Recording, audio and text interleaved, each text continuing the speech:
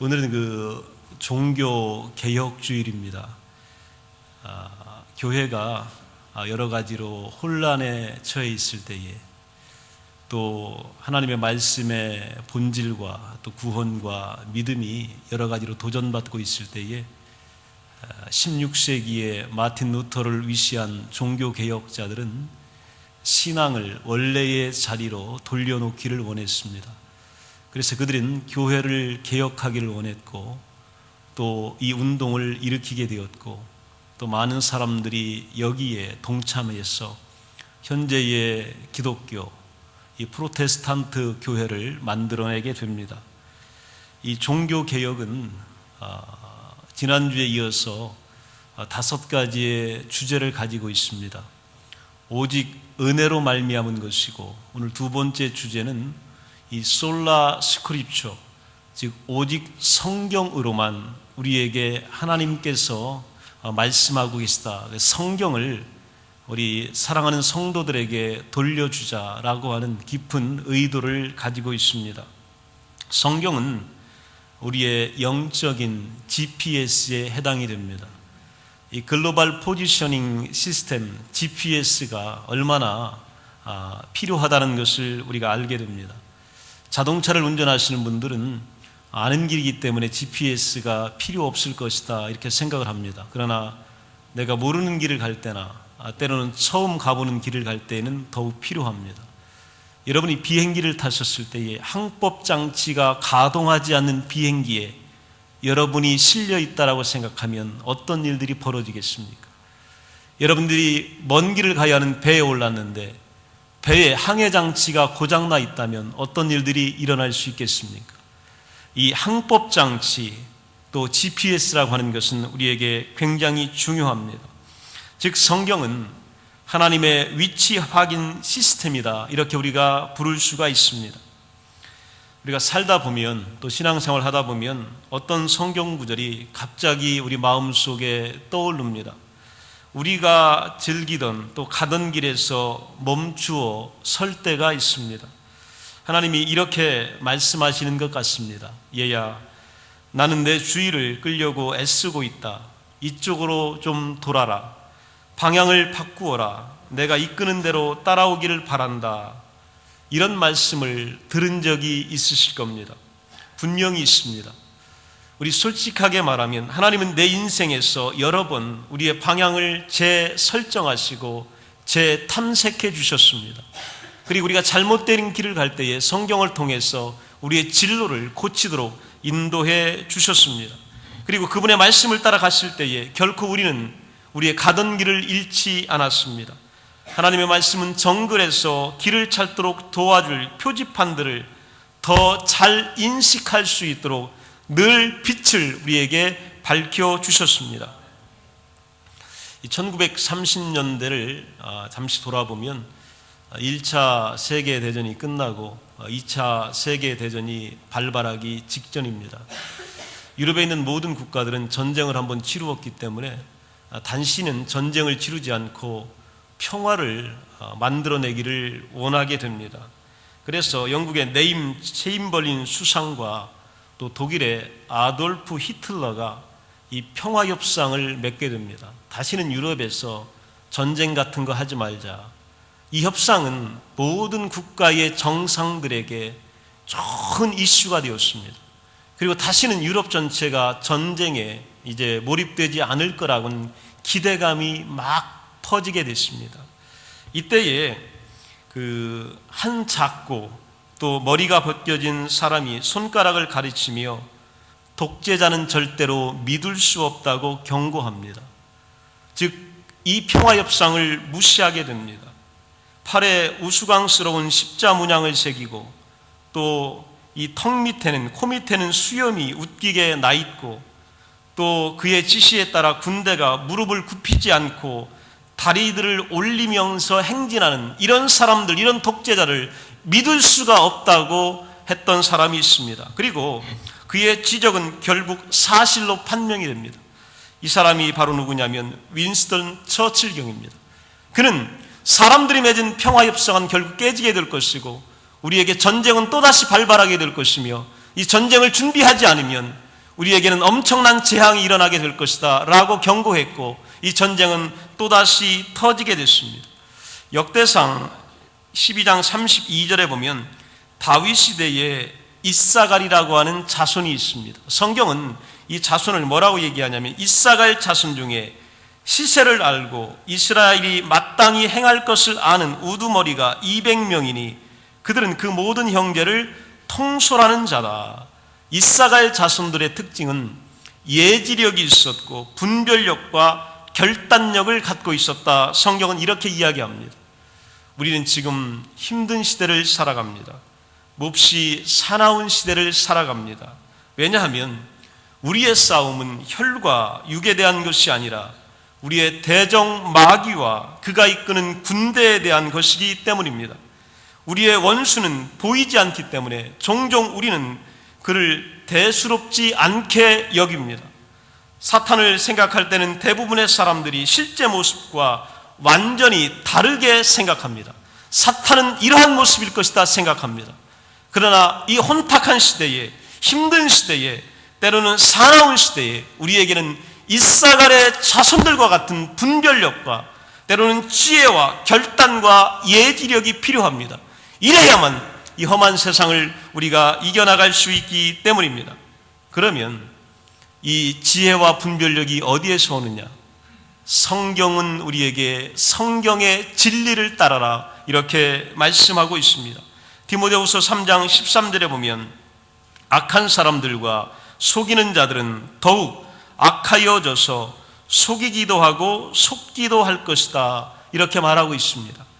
현실적으로 시대를 평가해라 성경은 우리에게 권면하고 있습니다. 너무 때로는 선명해서 의심할 수 없을 때가 있습니다. 이번에 우연히 길을 걷다가 그 새로 나온 텔레비전을 한번 보게 됐습니다. 저는 텔레비전이 그렇게 선명한 줄은 처음 봤습니다. 거기에 나오는 모든 것들이 정말 우리 실제보다 더 아름다워 보였습니다. 더 깨끗해 보였습니다. 그리고 사실처럼 보였습니다. 사람들은 이런 것들에 속고 있는 겁니다. 뉴스에 속게 되고 때로는 실제가 아닌 선명한 것이 부각될 때 우리는 속게 됩니다. 그러나 성경은 우리에게 뭐라고 말씀하시냐면 속임수를 보더라도 놀라지 말라고 이야기합니다. 세상에 많은 사람들이 설득력 있는 연설들을 합니다. 요즘 대통령 선거 기간입니다. 멋진 연설들이 미국에서 나오고 있습니다. 한국에서도요, 어마어마한 공약들이 발표되고 있습니다. 우리 많은 백성들이 속았고 또 속을 줄 알지만 오늘도 속아 넘어가고 있는 현상들을 우리는 많이 보게 됩니다. 또 눈길을 끄는 광고 책자들이 많이 있습니다. 유명 연예인을 등장시킨 모델 광고들이 우리의 시선을 사로잡습니다. 때로는 거대한 군주들이 나타나서 또 군중들을 동원하는 현상들을 우리는 보게 됩니다. 성경은 현실적으로 시대를 잘 평가하라고 말씀하고 있습니다. 힘든 시기일수록 진리를 믿으라고 말씀하고 있는 겁니다. 14절 15절에 보면 성경은 이렇게 이야기합니다.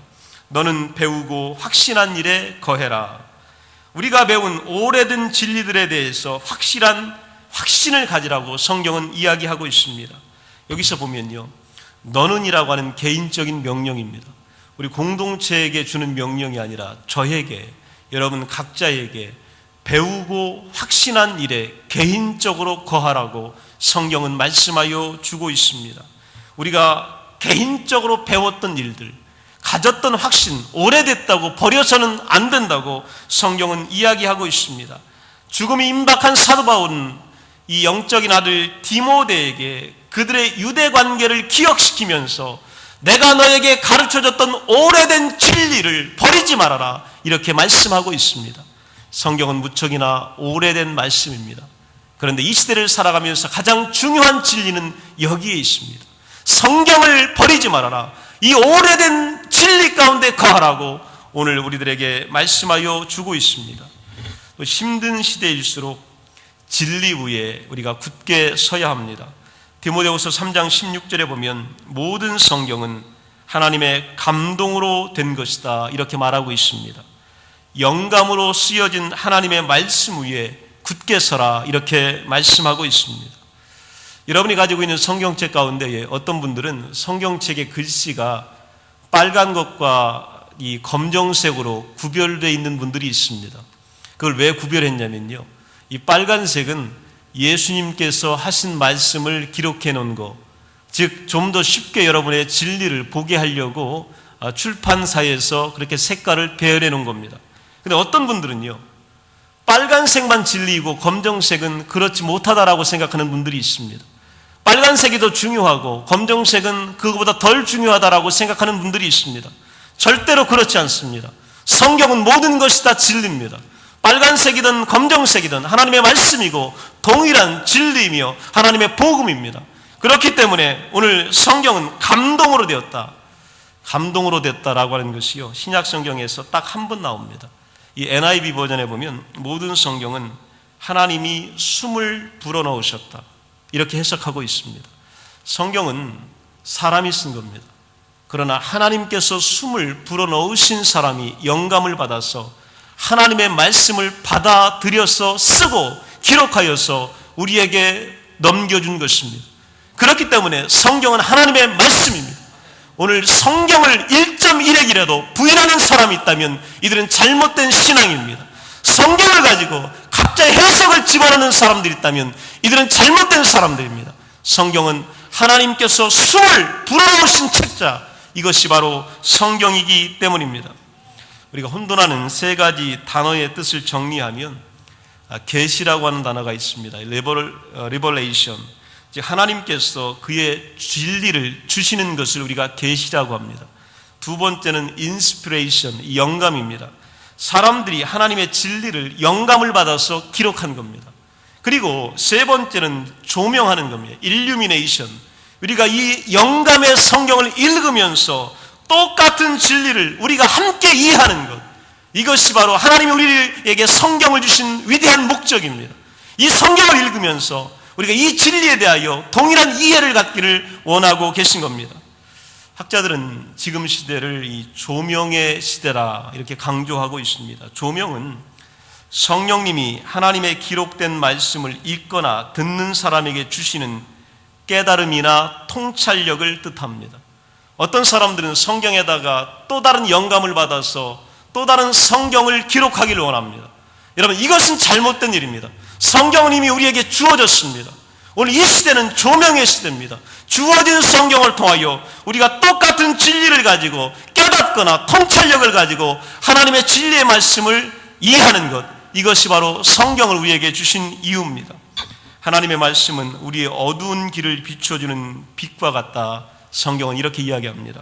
시편 119편 105편에 보면 주의 말씀은 내 발의 등이요 내 길의 빛입니다, 이렇게 말씀하고 있습니다. 이 시대에 하나님의 말씀만이 우리의 길을 밝히 인도해 줄 수 있습니다. 세상의 그 어떤 진리도 영원하지 않습니다. 여러분에게 실망과 때로는 속임수와 배신을 가져다 줍니다. 그러나 성경만이 비치고 내 발에 등이 될 수 있음을 말하고 있습니다. 베드로후서 1장 19절에 보면 또 우리에게는 더 확실한 예언이 있어 어두운 데를 비치는 등불과 같으니 날이 새어 샛별이 너희 마음에 떠오르기까지 너희가 이것을 주의하는 것이 옳으니라. 성경은 이렇게 말하고 있습니다. 말씀은 우리를 인도하고 우리에게 지침을 줍니다. 여러분, 목마르십니까? 성경을 읽어보시기 바랍니다. 오늘 외로우십니까? 성경이 여러분에게 생명수와 위로를 주십니다. 오늘 내가 무엇을 해야 될지 판단이 서지 않으십니까? 오늘 성경을 읽어보십시오. 성경은 우리에게 내가 가야 할 길을 보여주십니다. 내가 어떤 판단을 해야 될지를 알려주고 계십니다. 다른 데서 결코 얻을 수 없는 통찰력과 지혜가 바로 이 성경에 있는 것입니다. 종교개혁자들은 이 성경을 우리에게 되돌려 줬습니다. 성경을 우리가 읽을 수 있도록 만들어 주었던 것입니다. 힘든 시기일수록 우리가 또 한 가지 해야 될 일들은 진리를 실천하는 일입니다. 성경은 하나님의 영감으로 쓰여졌기 때문에 우리에게 유익이 됩니다. 이롭습니다. 그리고 복이 된다고 말씀하고 있습니다. 월터 바우어는 유익한이라는 말의 뜻이 뭐냐면 어떤 목적을 이루는데 형통한 것이 된다, 이렇게 이야기합니다.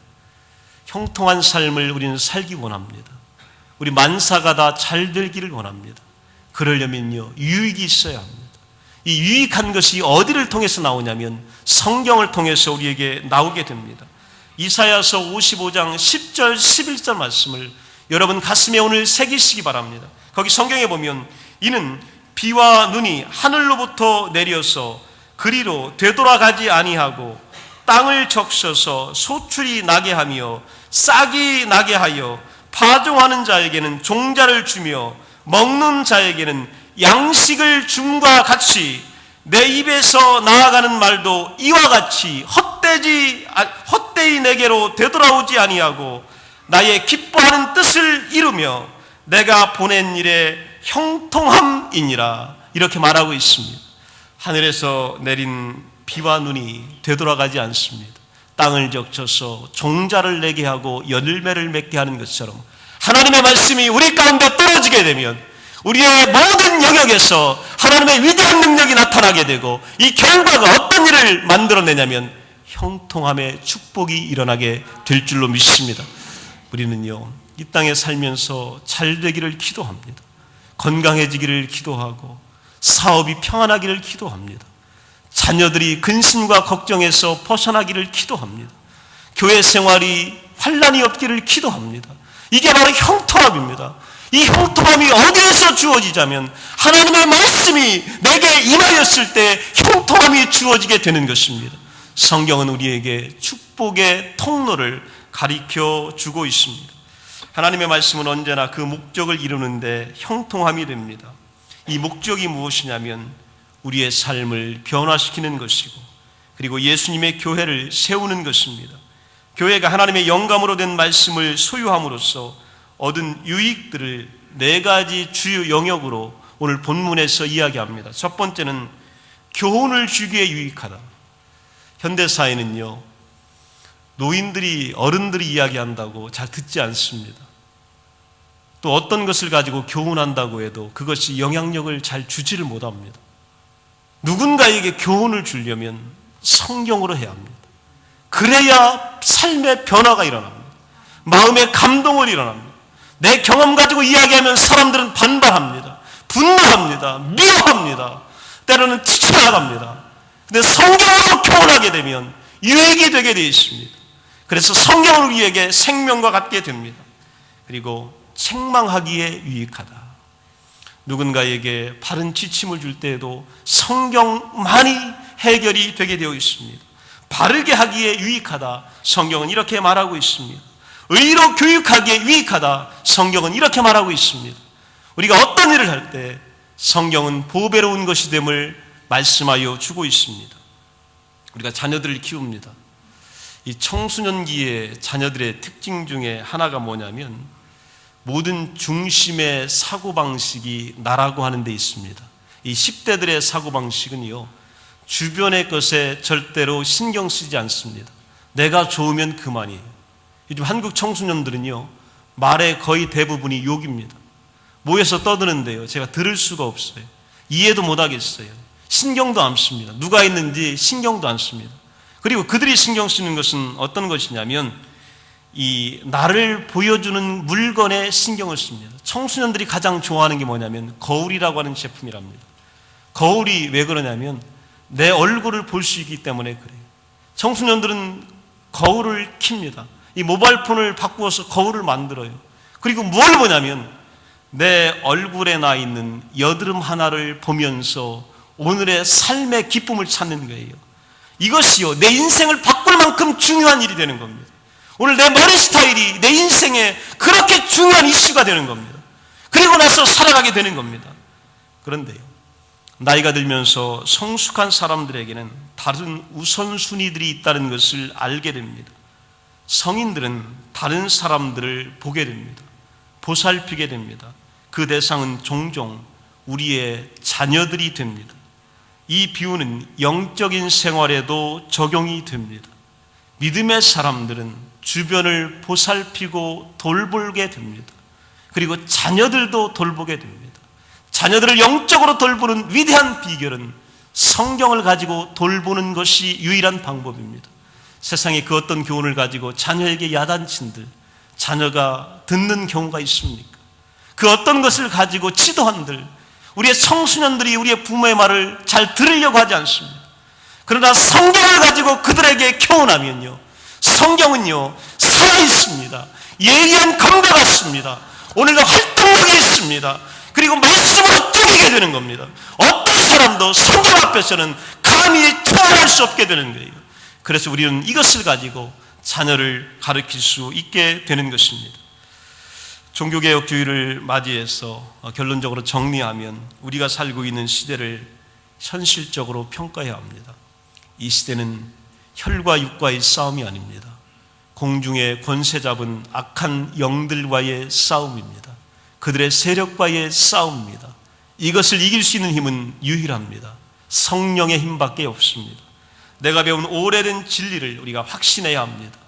오래전에 우리 할머니, 우리 어머니가 가르쳐줬던 그 한 마디 말씀을 내가 오늘 가슴에 새겨야 합니다. 이 성경의 진리가 내 인생의 가장 중요한 존귀함이 됨을 우리가 믿는 것, 이것이 바로 복입니다.